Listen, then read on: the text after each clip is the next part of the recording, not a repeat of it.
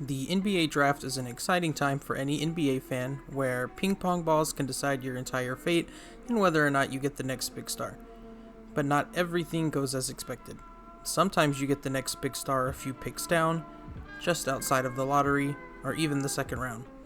We'd all love to go back in time and do it all over again using the knowledge we gained to pick the correct player.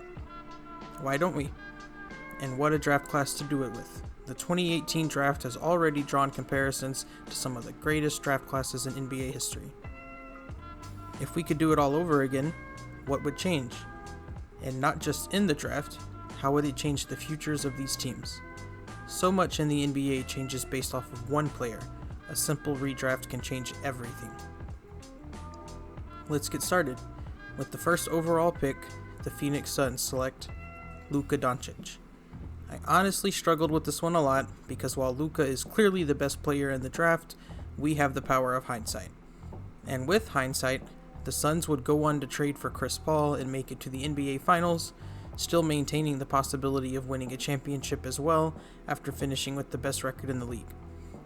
Ayton is very good, and he would be the safe pick because they know that they can take him and then trade for CP3 just like in real life, and they know what they will end up with. As I write this, the Mavs just forced Game 7 against the Suns in the second round, giving them a realistic chance to pull off the upset. Luka and Booker have been going at it with a lot of trash talk thrown at each other. It's funny to imagine them being teammates in this alternate universe.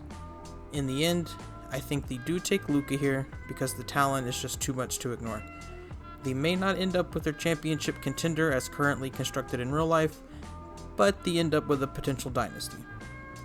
Booker has proven he can play off-ball with CP3, so doing it with Luka is no problem, and I'm sure Luka would welcome the chance to have another guy who can run the offense and give him a break from time to time. The Suns can look for a trade elsewhere, shoring up their bigs instead of going after CP3. I don't see any reason why drafting Luka instead of Ayton changes anything else about the Suns either. I still see them hiring Monty Williams and James Jones, which is what truly turned their organization around. Luka and Booker could be a championship contender very soon, though the Suns do take a big hit later in this draft because spoilers, but Mikal Bridges is not making it to them this time. With the number 2 pick, the Sacramento Kings select Marvin Bagley. Just kidding. Breathe a sigh of relief, Kings fans, because your front office surely cannot blow it when they have the power of literal hindsight. I had an interesting internal debate over this one as well. The next best player is Trae Young, but is Ayton really that far off? He's also a much better fit with De'Aaron Fox, who the Kings really believe in, and he's the whole reason they took Bagley over Luka in the real world. Ayton is also constantly improving and is a defensive anchor for an elite defensive team in Phoenix. He's one of the rare bigs in the NBA who can switch 1 through 5 and not get turned into barbecue chicken. The Kings wanted a big, and he's the best on the board. So do they take him? No. With the number 2 pick, the Kings select Trae Young. I think they learned their lesson in picking fit over talent, and while Ayton does still have a ton of talent, he is not as insane as Trae Young could be. Maybe the Kings can even make it work too. It's not like 2 ball handlers on the same team is a death knell. We just went over that with Luka and Booker. Fox has the tools to be a good defender, and hopefully by taking less of an offensive load would be able to live up to his potential there, because they will need it with Trae Young.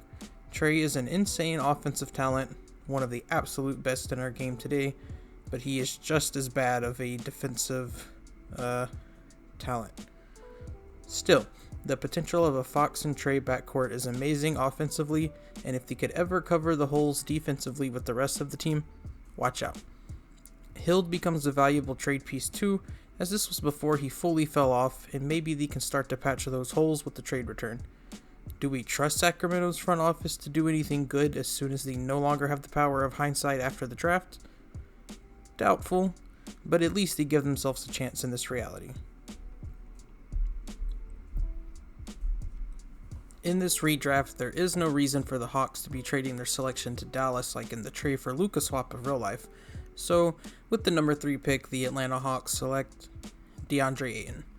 Sure, they miss out on Trae Young, but they still get a great young player who still, even in real life, has the potential to become a perennial all-star. Without Trae, they will eventually need to find someone else to run their offense, but that's a worry for another day, as they will happily take their selection of Ayton straight to Adam Silver and enjoy their defensive anchor for, hopefully, the next 15 years. Ayton is no slouch offensively either, as he has continued to expand his range and is now even able to occasionally hit threes at a decent percentage. He could become the best center in the NBA after Jokic and Embiid. I don't think Atlanta is upset with getting him at the number 3 slot. At number 4, the Memphis Grizzlies select Jaren Jackson Jr. I don't think this changes. The temptation for a Shai Gilgeous-Alexander or a Mikal Bridges starts right here, but I think the Grizzlies would be happy to stick with their selection, especially considering how successful they have been since, adding Ja Morant and Desmond Bane as well. Would the Grizzlies really want to change anything up here? Even if so, would it even be the right move? SGA is a great offensive talent, and Bridges is a 3-and-D wing that all teams dream of, but Jackson Jr. is a big that can light it up from 3, has led the league in blocks, and he can switch 1 through 5. He is a rare breed in the NBA, and the only thing that has held him back in his young career are his issues with foul trouble. If he can get that under control, he's a future Defensive Player of the Year for sure, while stretching the floor and providing space for Ja Morant's drives. SGA is a great player, but with the exception of 2021, which currently seems like an outlier, he has not been a great shooter. He's nothing special in defense either, in that way he and Ja would be a bad fit together, while Jackson Jr. fits perfectly. I think the talent is close, but if we are in need of a tiebreaker, the fit wins out for Jaren Jackson Jr. With the 5th pick, the Dallas Mavericks select Shai Gilgeous-Alexander. Without Luka, the Mavs will for sure want to go with the best shot creator and offensive general on the board, with the exception of Brunson, who they will not get in this redraft, spoilers again. Their real team is really just Luka and friends. Without Luka, there is no fit need for anything other than an offensive creator, and SGA has the talent to back it up. Bridges is a great player, but what is a 3-and-D wing like him really going to bring to a team with no one to get him the ball in the corner? No one to run the offense for him. In the right situation, I could see SGA being the second offensive option on a championship team. Compared to the perfect role player that is Mikal Bridges, that choice should make itself for Dallas. With the number 6 pick, the Orlando Magic select Mikal Bridges. I'm sorry, Mikal. The Magic are in desperate need of a star, but unfortunately for them, fall just out of the range of picking up one. Bridges will serve as the best consolation prize, getting a future Defensive Player of the Year candidate who can shoot the lights out from 3. It's far from the worst thing. I hope for both their sake and Mikal's sake, they are able to build around him in the future and get a star to play alongside him. This part of the draft gets a little muddled, as we have a lot of players close in overall skill level. And at number 7, the Chicago Bulls select Michael Porter Jr. Talent-wise, MPJ could have gone top 4 here, but just as he originally fell in the draft due to injuries, he falls again. I do think he still goes earlier though, just because he has proven just how damn good he is. Anti-vax KD is legit, but coming off a lost season due to the same back troubles he has always had, Chicago is the first team willing to take the chance on him. He would fit well with the future team they end up with, and even fits in from an injury standpoint, as having him, Lonzo, and Levine all on the same team is just injury heaven. While that may seem scary for Chicago fans, the potential is just as scary if they can ever put it together. With the 8th pick, the Cavaliers select Gary Trent Jr. This is where we get into splitting hairs territory based off of fit. In reality, they selected Colin Sexton, who is a good player but a terrible fit with Darius Garland, who's better. They're both undersized guards who need the ball and suck at defense, and while I think the Cavs like Sexton, this would be their chance to go back in time and rectify the mistake before it happens. Sexton may be talented, but he's not talented enough to make the talent over fit argument for in this scenario. Trent Jr. will give the Cavs a much needed 3-and-D wing who will fit very well with Garland, Mobley, and Allen in the future. I'm going to speed through these last 3 and we'll end it at 11 because I think that's where this draft stops being as interesting. At number 9, the Knicks go with Miles Bridges, who would be a terrible fit with Randall, but saves them from ever giving him a big contract before realizing he's not worth it. He would be a good fit with RJ Barrett as well.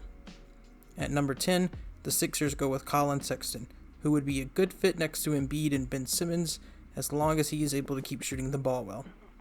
It gives them someone to run the offense if they need to bench Simmons as well, considering his free throw issues in the playoffs. And if in the near future they still go for a Harden trade, he could be a good piece to fish for more. And finally, at number 11, the Hornets go with Jalen Brunson, who is the last real difference maker on the board. Sorry, Kevin Huerter. So, let's have a look at our new draft order. What would change in this reality? Well, for starters, I think the Suns lose out in the short term with no Ayton and Bridges, and assumedly no CP3 trade considering the now bad fit. However, if they play their cards right, they can come out as big future winners, using the assets and or cap space freed by not trading for CP3 to go for a trade or signing of someone else who fits better with the new team. A lot of wings and bigs have gone up on the trade or free agent market since that draft. If they could just land one of them, they would be looking great. Paul George, Ben Simmons, potentially Rudy Gobert this real offseason, etc. It will be up to them to build just as well as they did in the original timeline, but with the same guys in charge, it's not hard to imagine them doing so. Not to mention, there was no way they were getting Bridges in this redraft, so even with Ayton, they probably would have had to change some things up from their original plan anyways. In Sacktown, Trae Young becomes the exciting young all-star they need. If they can develop Fox properly and make the fit work, that duo could be deadly.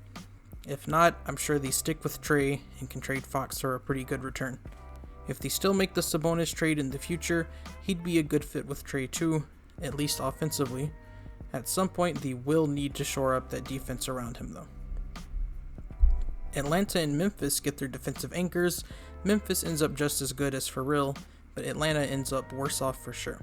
They no longer need to trade for Capella, but they will have to find their next PG soon, and he just won't be as good as Trae Young.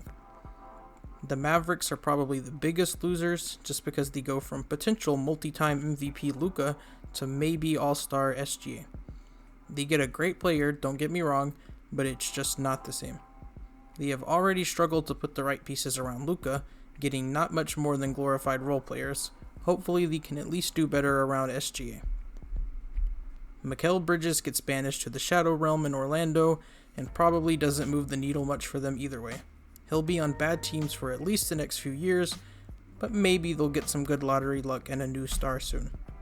Bulls have a potential championship contender if everyone can stay healthy, but will never win a title with that team in my opinion, due to said health mostly, but even if everyone was healthy, they still struggle defensively. They give themselves some potential nice pieces at the very least. For everyone else, I don't think the needle really moves much. Maybe Philadelphia having another guard to play, and one that can actually shoot. Sexton also benefits from having Simmons to cover for his defensive deficiencies. They could be real good. We can see how much changes from just one draft, especially one as impactful as this. The draft class is too young to have yet made the huge immediate impacts outside of Luka and Trae, but these guys are good. Real good. And the future of their careers and their franchise's outlook changes so much in just one simple redraft. Will Luka and Booker lead the Suns to a potential dynasty? Will Trae Young bring Kings basketball back to the limelight? Will DeAndre Ayton become a perennial all-star now as the number one option? We'll never know, and that's what makes the NBA so exciting. Thanks for watching. If you liked the video, feel free to drop a like and subscribe. It really helps us out. You can catch us on social media in the description below, and peace.